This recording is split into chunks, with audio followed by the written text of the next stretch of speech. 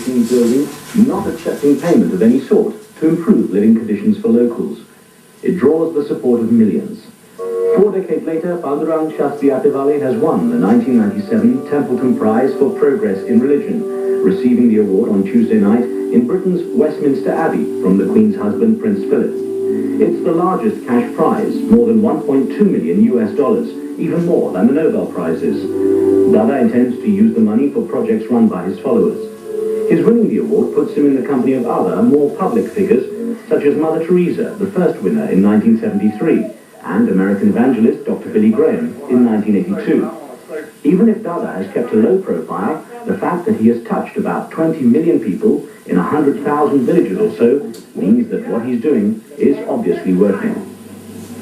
Due to his weakening health, Dada was unable to take your questions himself on Q&A, but let's welcome our guest, his daughter Didi, and Professor Betty Unterberger. Thank you very much for being with us today. Didi, let me start with you first. The secret behind your father's work, what makes it so successful? First thing is that he doesn't come to people or us to teach or preach or change us or convert us or just coerce his authority, but he tries to make us understand. He becomes one with us, he'll become the head of the family, and secondly, he talks reason. He talks about reason-based religion, and he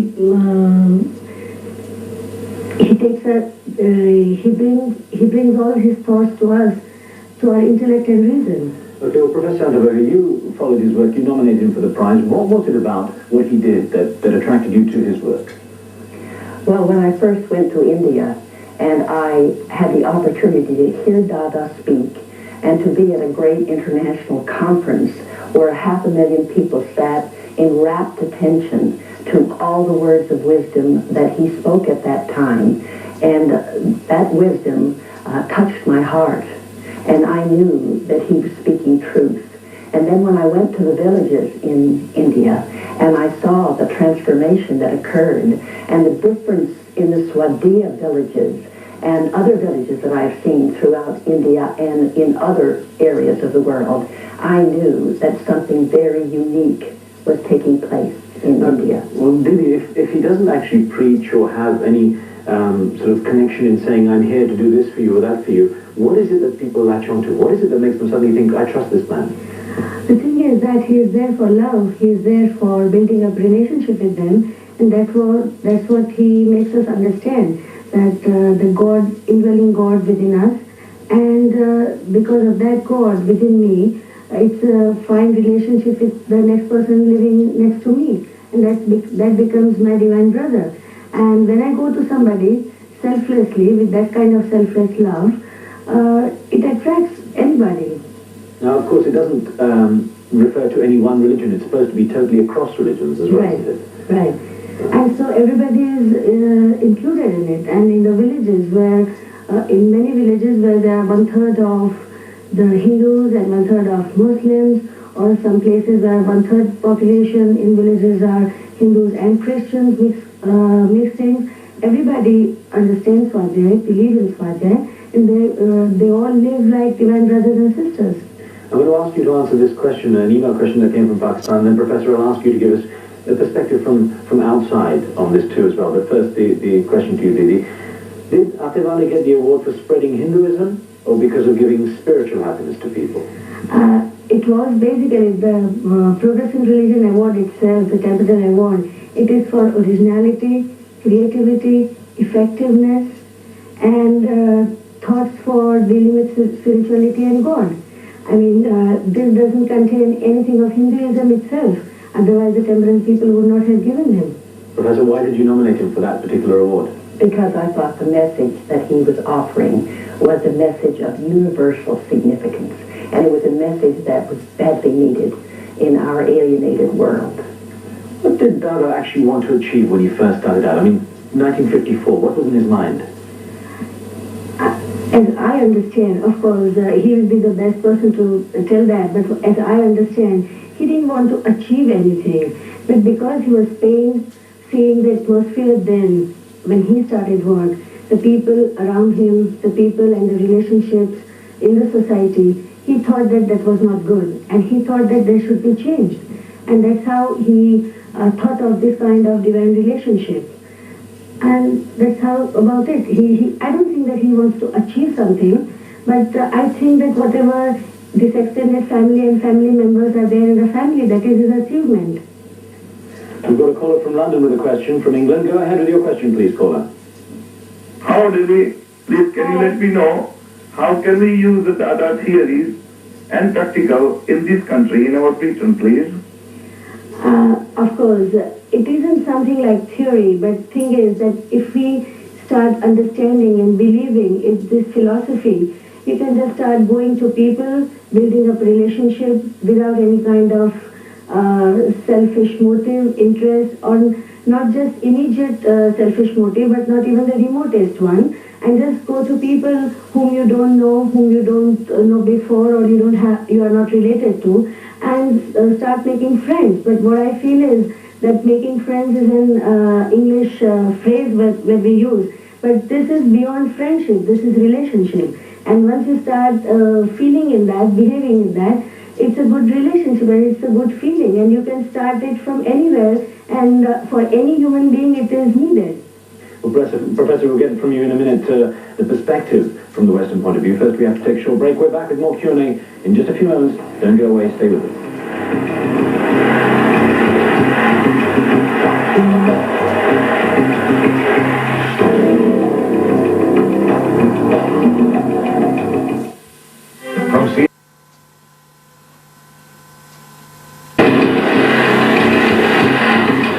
Work is worship. That's the preface for today's show, and life's axiom for this year's Templeton Prize for Progress in Religion winner, Shastriathavale.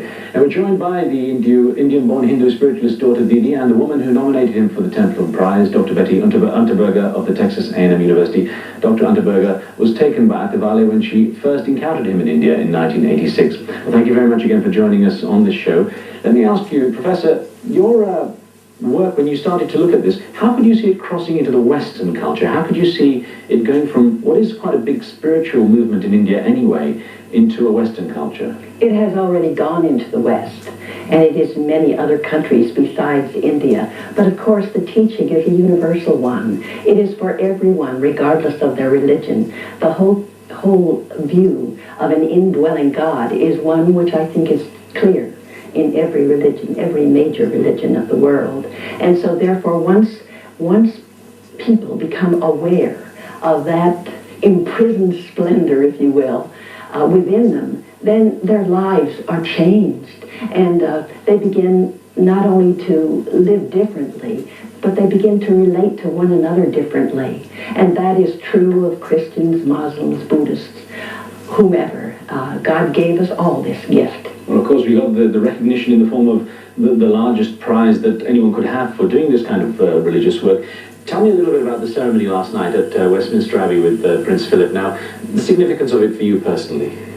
The first thing, the significance of the award itself is a big thing, because my father considers it as a blessing of God. He calls it a love letter of God. And secondly, it's a confirmation by the society. So it was a great thing and great event for all of us, especially him, then our family members and the extended family, that is Swadhyay Parivar. And so many of them, of course, those are just in very, very, very few numbers to the number which he has in his family. But 600 people came down here for the function from the Swadhyas. Out of them, like 300 came from United States, about 150 from UK itself, and rest from Middle East and India and elsewhere. And that's a great thing for us. Let me ask you to answer this email question that came from Kuwait. It says, what made Athavale dedicate himself to the complicated tasks of understanding religion? What made him dedicate himself to it? Understanding religion? That's what it says. I didn't get exactly the answer, but still the thing is that he understood it. He understood the limitations of religion, and that's why he went beyond that, and he talks about devotion, that is bhakti, which includes everybody, all human beings from the world. It's a global thing, and that is devotion. Elena in the Netherlands has a question. Go ahead, Elena. Yes, hello. This is a question for the professor.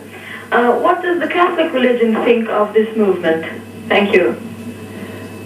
There are many, of course, Christians and Catholics who are very supportive and who work with the movement. And they find, of course, that the same truth of indwelling God, immanent God, is within all religions. What about the fact that for many people this is such a spiritual thing with an Indian flavor? Could they relate to that aspect of it? Well, the Indian flavor, I think, is simply characteristic of the Indian culture. When it is transferred into other areas, of course, they would use other spiritual teachings. They would, if for instance, Dada says, to be a good Swadhyay, you must first be a good Christian, and a good Muslim, and a good Buddhist, and a good Jew, etc., and then you may become a Swadhyay. Maybe, Didi, I'll ask you, there's a particular question I want to ask you in a moment. First, let me ask the professor to answer this one. I think it's probably directed really to you, Professor. From Thailand, it says, if religion and its benefits are such a personal and private matter, why is it necessary to offer public prizes for it? Well, this, I think, is the desire of Sir John Templeton, who, as he looked around, saw that there were many prizes that were given for many different disciplines. The Nobel Prizes, the Pulitzer Prizes, etc. But there was no single prize that was given for spiritual progress. And he thought that spiritual progress was the most important single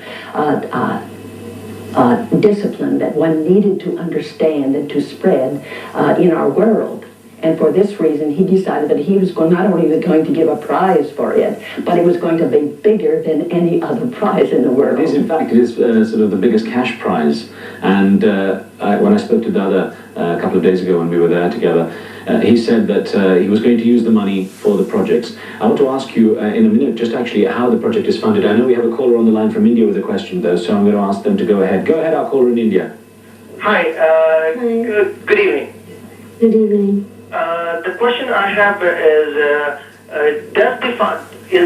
the basis of the foundation that any fruits that are derived by any actions of an individual are these basically dedicated to God? I didn't understand. I mean, any work or done particularly for God, in the name of God? Well, I think the idea is when the devotees go and do work in the villages and so on, where does the product of that work go? Right, product of that work, it's called impersonal wealth, which belongs to God alone, and that is distributed to the needy people or have-nots, what we call. And of course, there are divine brothers, but those are all given to them. So, because it's a prasad we call in Indian system, or you say divine benevolence, and that is what it is. So he doesn't have to feel inferior in front of anybody, and his needs are fulfilled. I know Dada said he doesn't ask for money, he doesn't like to receive any kind of sort of financial recognition or anything like that. He's not interested in gaining any sort of monetary wealth or anything like that. Where does the funding for all this work come from? I mean, it's a large-scale operation, isn't it? When you call this a family, this works as a family. I mean, can anybody imagine a family running without money? It needs money, but nobody's family is run by the neighbor's money. The same way, anybody cannot just come to us, the Swadhyayis, and just give money and be away from it. He has to be one of us, he has to be one of the family members, and then it is not asked for, but one understands how to do, and he gives his share of God, and it runs as a family. So as in a family, if there are 3 sons and a father and a mother living, one brings bread because he feels that it is needed right now for the breakfast. The other feels that, oh, this is needed, so the tapestry is not good, and he will do that. But nobody is told, because it's a family, it is run like a family. Genuine sharing. Didi, Professor, don't go away. We have to take another short break. There's more Q&A coming up in just a moment. Join us then.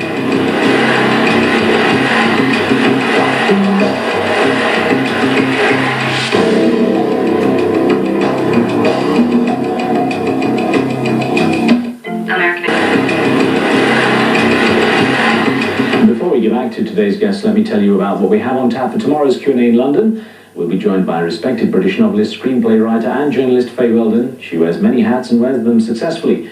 the author of The Life and Loves of a She-Devil, made into a Hollywood movie starring Meryl Streep and Roseanne.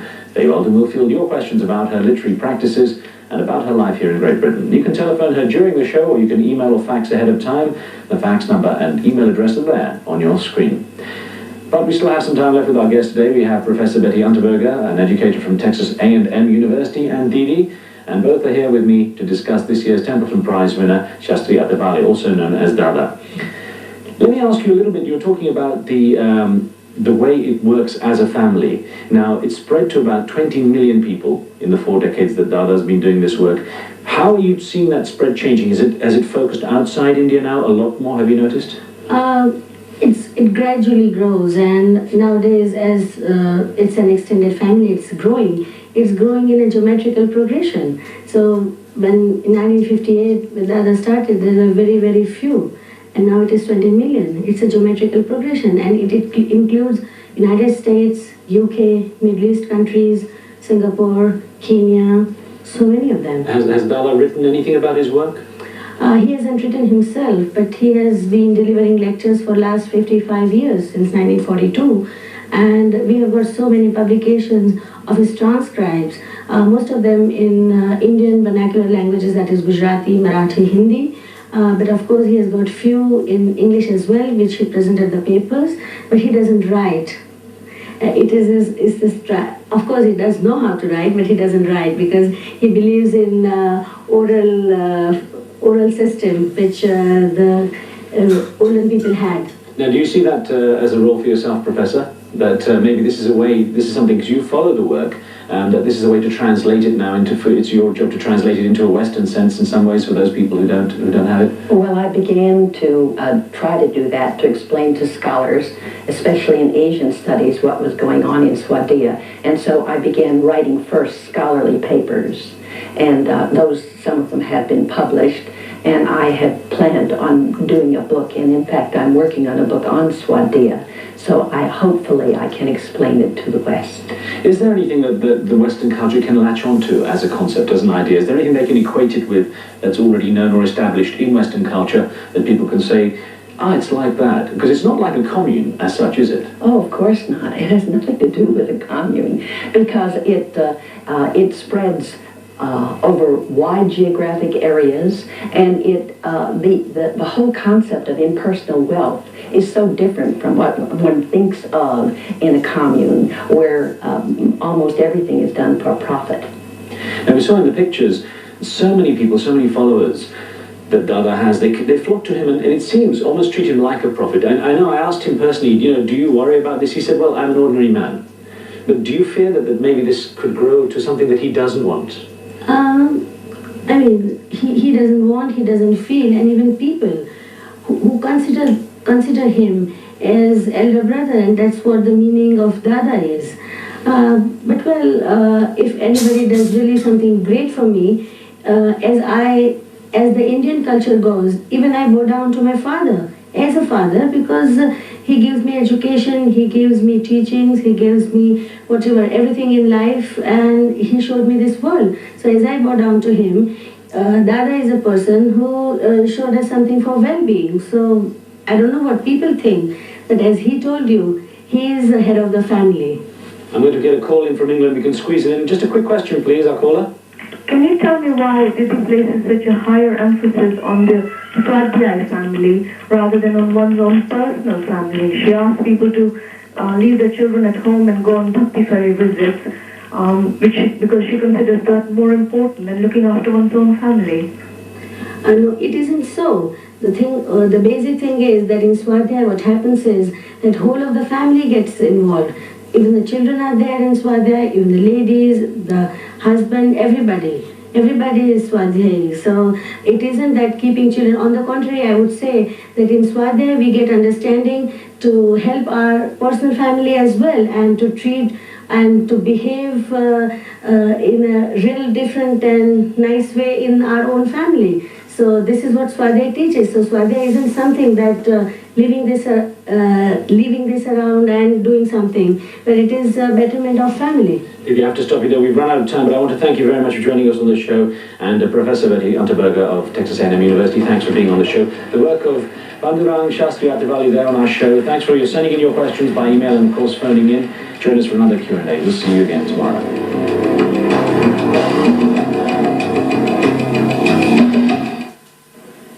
And Grace